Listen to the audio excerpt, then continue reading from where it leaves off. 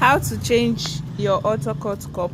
Remove the old one. This is the old one, so we are going to remove the old one. Okay, that's that. First of all, you have to hook it. Hook this iron, this washer here now. Hook it first. Hold it firmly. Then turn it clockwise. Clockwise.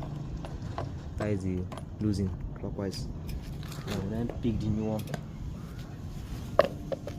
First of all, remove the washers to check if there is any grass, anything here.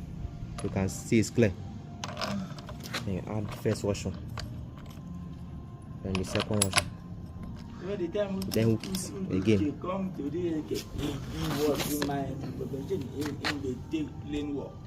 This is the Autocut here. The new one. You then turn it anti-clockwise. Okay. So that will tight an Autocut. Anti-clockwise, not clockwise. Tight firmly. Then remove this hook. The Allen key. The Allen key using hooking it. Without this Allen key, you cannot lose or tight it. Okay. Tight it.